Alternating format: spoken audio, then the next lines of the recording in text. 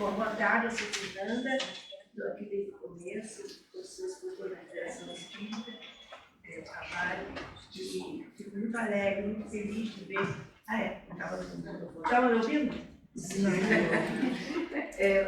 Muito feliz de ver o que aquilo que começou com a Salinha se tornou. Eu vim aqui desde antes da pandemia. Muito prazer em tê-los aqui. Vamos começar a nossa viagem no tempo. Kardec, eu vou começar com a vida dele, então o pequeno menino que vai nascer. O menino, Hippolyte Léon Denis Rivail, nasceu no 12 de maio, ano 13. Lembra da Revolução Francesa? Eles abandonaram o calendário gregoriano, porque eles queriam descristianizar tudo que fosse. Todo o país ocidental era cristão. Então eles criaram esse calendário. Muito bem. Esse calendário, lógico, a gente agora foi, aliás, em 1806, foi abolido por Napoleão. Kardec, então, nasceu, na verdade, no dia 3 de outubro de 1804. Houve um pouco de discórdia. A discórdia é interessante, é polêmica, há uns anos atrás, porque na certidão de nascimento de Kardec, não antiga, já revista em 75 e agora recentemente em 97, com pesquisadores, o Jorge Ferreira e o Stênio Monteiro de Barros. Eles têm, na Inglaterra é bom, fizeram as conversas na França, e lá onde ele nasceu, em Lyon, e tem toda a parte de documentação. Está escrito, assim, o pequeno que nasceu ontem. Nasceu dia 3 de outubro. Está na a certidão dele diz o seguinte: filiação. O pai dele era Jean-Baptiste Antoine Rivail, homem de lei, está escrito. Que Henri Sauce, que foi um de seus biógrafos, e André Morel, que era francês, diz: homem de lei pode ser magistrado ou juiz. Então, já está categorizado. De Jean-Louis Duhamel, de uma família também de magistrados. E este pequeno nasceu, outra pequenina discórdia que foi posta por alguns autores brasileiros, né? Porque na certidão está assim, Denizar, vírgula, aí tem Hippolyte Léon Rivail. Acontece que a família de Kardec era católica. Ele foi batizado até em junho de 1805 na igreja de La Croix-Rouge, lá em Lyon. Então, ele, o primeiro nome que apresentou Homer ao prefeito era o nome de consagração. E Saint-Denis era o protetor espiritual da França, na época. E o Saint-Denis vem de Denizar, que vamos agora para a Gália. Vamos lá. Quem daqui já leu Obelix, Asterix? Lembram? Sim. Então, ali na floresta das Ardenas, nas Ardenas, os legionários romanos honravam a quem? A Dionísio. Quem era Dionísio? Baco, o rei do Rio. Dionísio era o nome grego dele e Baco foi o nome latino. Então era Dionísio Ardené, quer dizer, seria em latim Dionísio das Ardenas. Aí foram tendo os corruptelos com o passar do tempo, né? Com a tradução do latim para o francês ficou Art, só de Ardenas. Então é Denizar. E ele foi consagrado a Saint-Denis. Mas ele mesmo, é o nome de consagração, ele não usava toda a vida dele como professor, na vida de relação, era H-L-D Rivail. Então, o D foi colocado. E ele foi, então, essa criança nasceu em Lyon, porém, ele não cresceu em Lyon. Outra polêmica. Não chegou a ser polêmica. Dizem que ele cresceu em Lyon. E na Revista Espírita de junho, capítulo 5 da Revista Espírita, de 1862, teve um artigo que um padre, é muito interessante, até vocês deveriam ler, diz assim: os milhões do Sr. Kardec. Então ele diz, assim, pela descrição que ele morava, tinha tapete sobre o som naquele tempo, aliás, naquele tempo não, até hoje existe a região de Aubusson, fazia um tapete à mão maravilhosos, melhores rivalizando com os persas da época. Então, eu vivia cheio de meio cristais, com carruagens e tudo. A resposta de Kardec é hilária. Inclusive ele diz, conheci o padre, pobre em Lyon. Ele disse assim, mas quando eu morava no hotel, primeiro, nunca morei em Lyon. Aí está. A mãe de Kardec estava, e consta, é interessantíssima essa certidão de nascimento dele.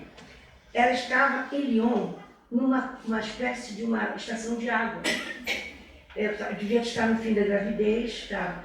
Tanto o pai dele, momentaneamente, tudo está escrito na certidão, acto alemã, em Paris, a negócios. A coitada até deu a luz seu marido. É um detalhe que a gente tem que pensar.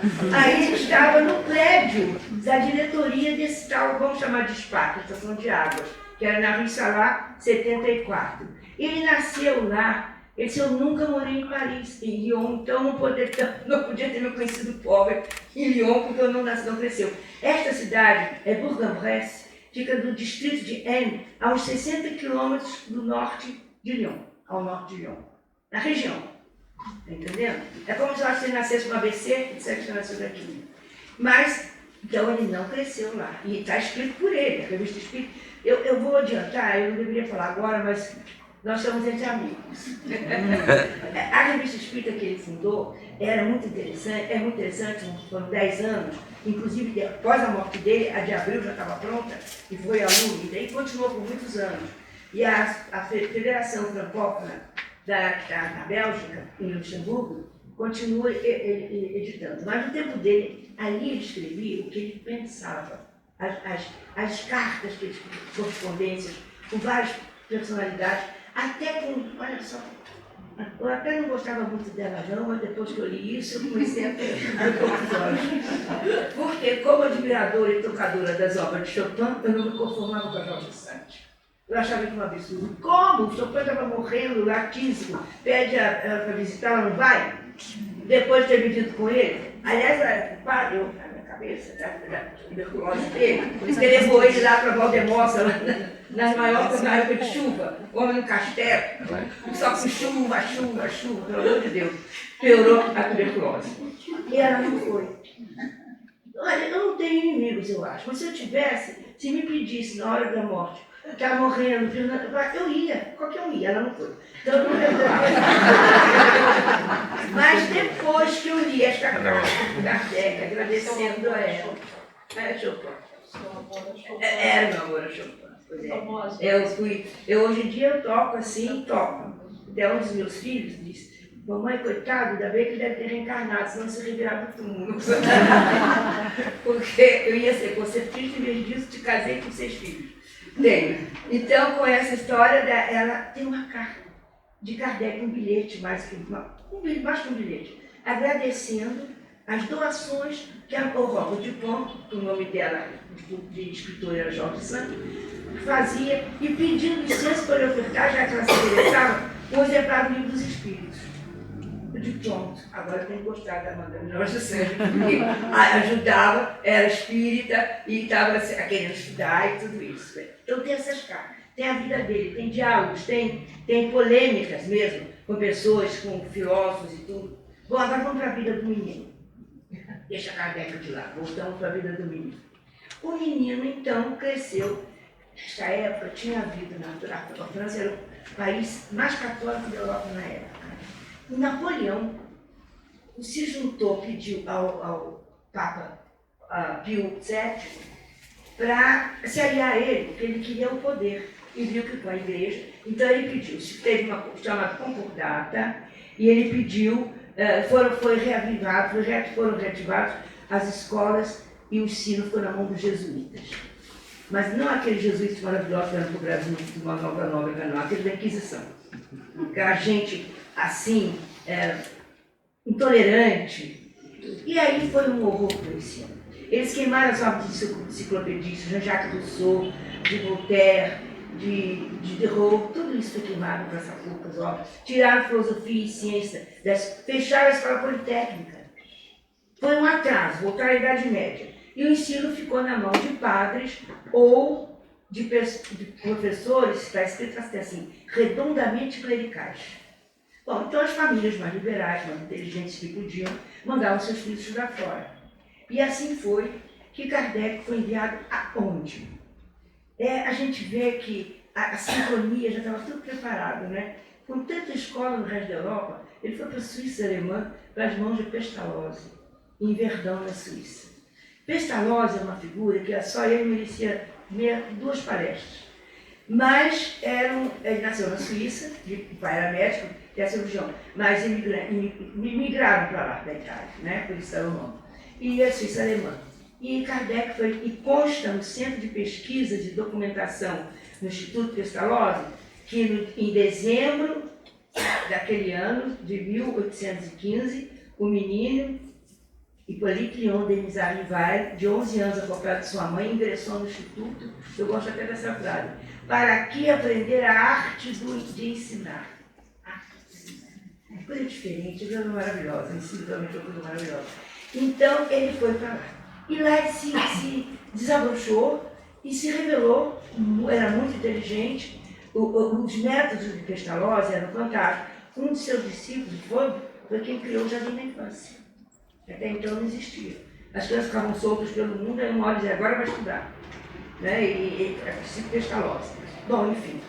E Kardec ficou lá, se revelou logo, com 14 anos já substituiu o professor em certas aulas, e com 18 substituía realmente, porque Pestalozzi era convidado para fazer palestra, fundar escolas em outros países, até na Rússia esteve. E aí então o Kardec, o menino Rivail, ficava.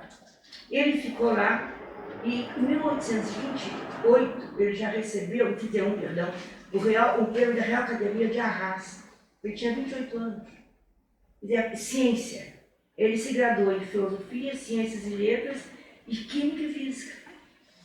É uma coisa muito... A vida dele como um ser, como na vida de relação, é muito rica. Teve muitas obras, eu para não me perder, até escrevi aqui, porque senão de vez em quando eu me perco, né? Porque eu vou falando.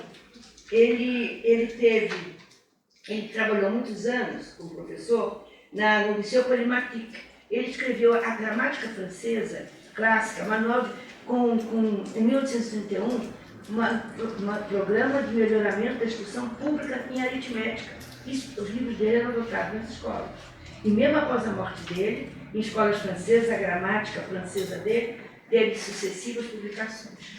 Quer dizer, era uma pessoa, isso tudo é para mostrar que não foi assim uma revelação, tipo, não falando mal, já falando dos mortos, porque o João Smith estava cantando lenha lá na floresta, e Jesus apareceu para ele e mandou ele fundar a religião, que muito interessantemente podia casar várias vezes, ter várias mulheres, né? Então, você vê que ele, pois é, não foi esse tipo de revelação.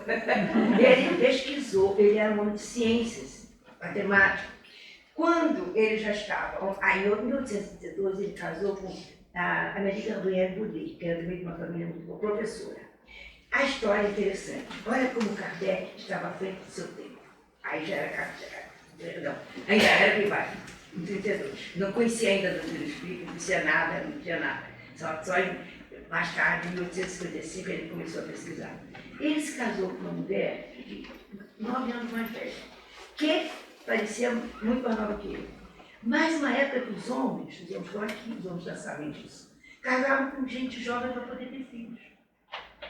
E ele já não se incomodou com isso. Gostou, casou, porque uma mulher naquela época, de 37 para 38 anos, não ia ter filhos. Não era Cláudia Raia. Pensa um pouco, 37 para 38 anos era velha. Para ela, e ele não se incomodou com isso. Ele casou, viveu muito bem, ela o ajudou muito como professora, ajudava nos trabalhos, em comissões, tudo isso, mas ele já mostrava a militância que ele fez para as crianças.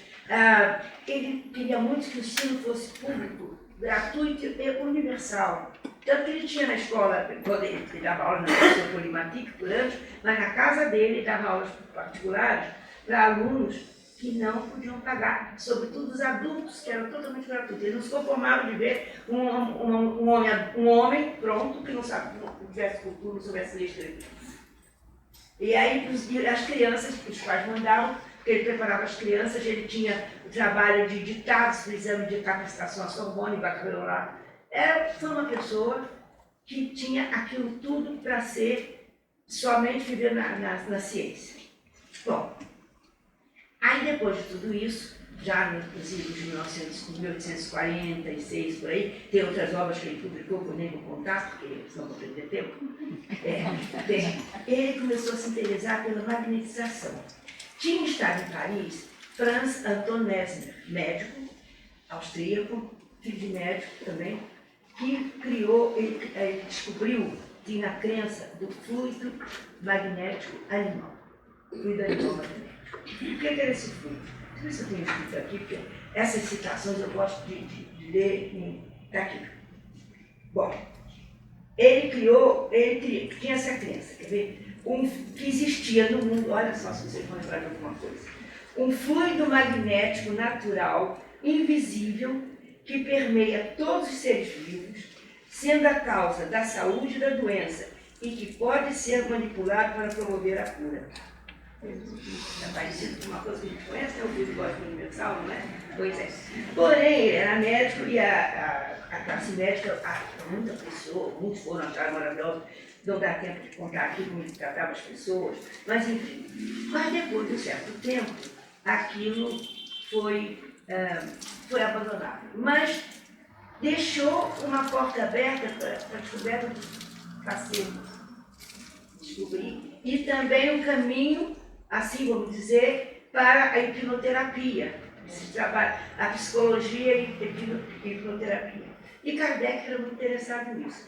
Nessas sessões de magnetização, que ele até aplicava, magnetizava, era como se fosse um passe, né? Exatamente, que era o que o homem dizia. O fluido animal que permeia, você pega, manipula, exatamente. O senhor Fortier, convidou ele, falou para ele, ele disse que tinha umas sessões, um lugar. Pera um pouco, vamos voltar. Em 1847, nos Estados Unidos, já tinha havido as irmãs Fox em Hydesville, já tinha toda aquela fenomenologia mediúnica espalhada pela Europa, Douglas Romo na Inglaterra, Edgar Cayce nos Estados Unidos, as irmãs Fox, e as pessoas estavam usando aquilo assim como uma distração. Tabulismo. Uma vez eu vi uma tabulismo em pessoa, a pessoa não estava, eu que estava em pessoa. que fazia o que era. Era uma coisa assim, meio oval, mais arredondada que oval, como se fosse. A primeira ideia que eu tive foi daquelas roletas de cassino que tem as letrinhas, os números, com as letrinhas. Existia uma cesta de palha com uma coisa assim, um bico onde enfiava a pena da caneta. Olha a trabalheira. Porque você tinha que mergulhar, né? Sim.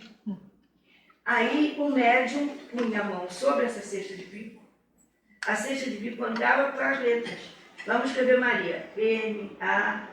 Olha a trabalheira que era fazer isso. Bom, aí quando ele soube disso, mesas que falam, cabetornante, isso é conversa para eu dormir em pé, ele disse. Eu só acreditaria, palavras dele, se as mesas tivessem cérebro e nervos e pudessem ser hipnotizadas. Aí madeira, bom, essas mesas chamavam-se guerridon, são umas mesas pequenas, lembra que naquela época os móveis todos eram pesadelos, de carvalho, sabe o quê? Mas mesas menores assim, com diâmetro assim, com 3 pés, assim, uma pé, chamava guerridon porque eram colocadas perto dos doentes, de guerrilha, curar, onde punham os remédios, aquelas coisas que podia levar para lá, para cá. Essas mesas que não tombavam. Virava para cá, ele debochou daquilo, mas foi. Aí percebeu uma coisa. Percebeu que existia realmente alguma pessoa desse algum morto falando lá. E que há perguntas inteligentes, respostas inteligentes. Perguntas tolas, respostas tolas. Ele disse, o efeito tem que remontar à causa. Todo efeito tem uma causa. Vou pesquisar essa causa. E uma coisa que, no método dele de ensino, ele usava isso com os alunos. O efeito remontava a causa. E usava muitos meios mnemônicos para fazer jogos para eles estudarem mais facilmente. Até muito professor de cursinho no meu tempo fazia isso. Para a gente associar com coisas para não ter o conhecimento, era uma forma mais leve e mais rápida de agilizar. Ele começou a estudar, a pesquisar. O que ele fez? Começou a fazer em casa perguntas, isso é muito interessante. E daí ia lá. Nessa época também foi convidado pelo amigo dele, Carlotti, para assistir às sessões na casa de Madame de Pleine Maison, onde tinha as meninas, as irmãs Boudin, que eram médicos. Tinha outros médicos também, a Celine Jafé, tinha outras pessoas. Mas essas eram, assim, muito afáveis, e Kardec se identificou muito com as moças. Então, ele foi assistir esta sessão. e via que tinha perguntado, respondia. Uma coisa que o deixou mais impressionado foi que perguntas que não tinham sido, não tinham sido oralizadas, estavam no pensamento e havia resposta. Então tem alguma coisa aqui. Aí ele começou a elaborar as perguntas. Estando em sua casa elaborando as perguntas, ele começou a ver uns barulhos, chamam raps. Lembra da música rap? Tum, tum, tum. É isso. Na parede, lá do gabinete dele. E aí ele disse, o que é isso, meu Deus? Eu sempre que não tinha entendido. Na próxima semana, ele ia toda semana, Carvalho de Lerner, nas sessões, foi dito a ele, é o seu guia de encarnação. Não era o guia da missão. Vejam bem. Seu guia, seu mentorzinho lá, está dizendo que essa resposta está errada. Para você pesquisar e fazer. Toda vez que tinha uma coisa errada, ele recebia essa comunicação. Porque a mediunidade que ele tinha era a mediunidade de todo ser humano. Aquelas intuições que todos nós temos. Ele não era um médium, na exceção da palavra. Não era, nunca foi. Mas, então, foi que começou a elaborar. E ele está fazendo aquilo para juntar com o pessoal dali. Quando ele recebe a mensagem deste guia, de Zefir, dizendo, você tem uma missão a fazer. Nós já vamos avisando lá que vai ser difícil, tem tropeços, tem animosidades, vai ter calúnias, você está livre de aceitar ou não. E ele já estava bem enfronhado, aquelas perguntas, estava bem adiantado, ele disse, eu quero. E ficou. E daí que começou. E mais tarde nós temos, agora eu estou uma dúvida com você, não sei se foi na Gênese ou foi na Gênese, que ele diz que ele recebeu a mensagem do Espírito da Verdade. Não, ele recebeu antes de fazer. Não, essa comunicação é Kardec escreve. Kardec escreve lá. Ele recebeu falando dele, para ele, certas coisas, tá? Que agora não dá tempo de falar. Então, daí foi o começo, foi tudo isso que ele fez. Daí o que houve? Houve um problema sério. Os alunos foram embora. Teve o Alto de Fé em Barcelona, onde queimaram as obras dele. As obras ficaram cinzas. Teve até uma família espanhola, que já era, vamos dizer, praticante da doutrina, que juntou umas cinzas e mandou numa caixa de cristal para ele.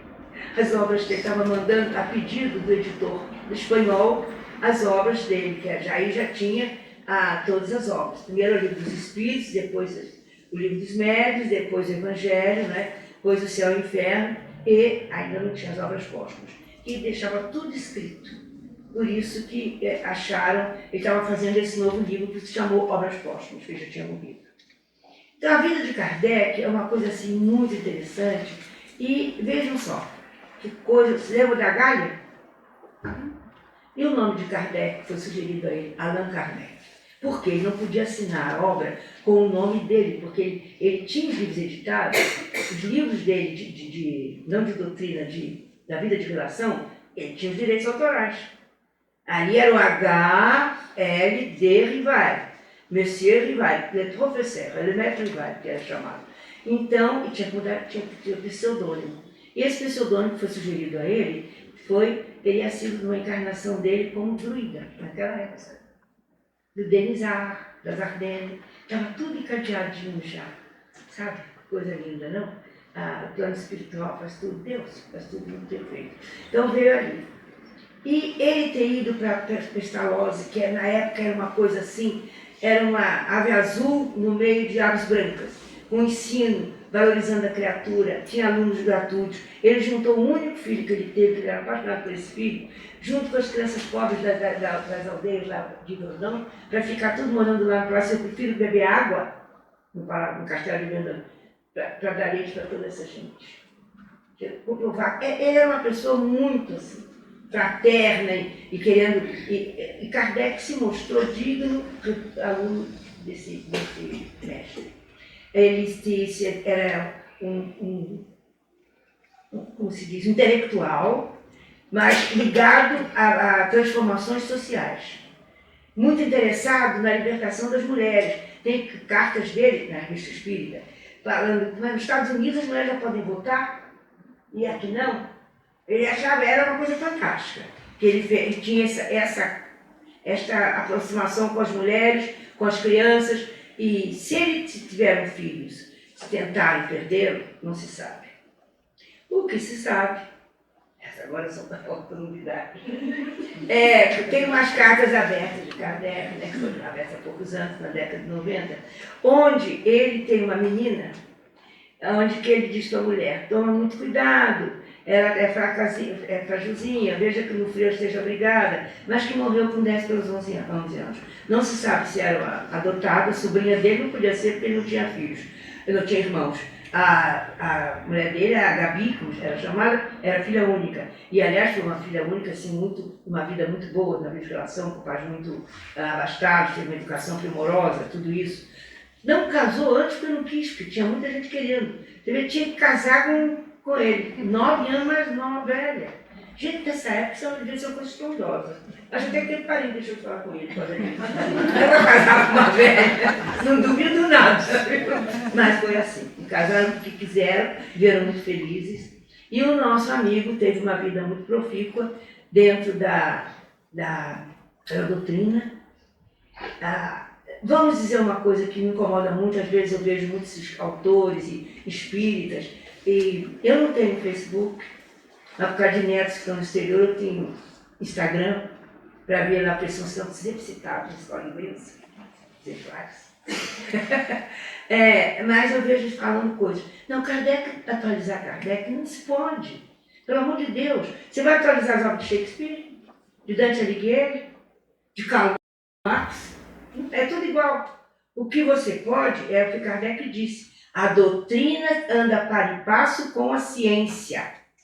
Claro, no tempo dele, quando ele escreveu sobre os planetas e tudo aquilo, as aulas de astronomia, que ele tem obras sobre isso, não tinha os telescópios que tem hoje, não tínhamos um Hubble, não tínhamos nenhum deles.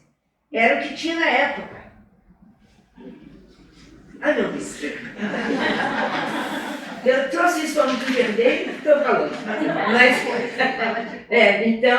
Mas veja, então a gente tem que respeitar e duvidar de todas essas novidades. Ficar com as obras são aquilo que é preciso e são sempre atuais. O Evangelho dá lições para a gente diariamente, para a vida atual, para a vida de relação, perfeitamente. Você encontra lá tudo que você quiser. Está passando, nós estamos em 2025, lá está ali, no ensino de Jesus. Muito obrigada, é uma pena.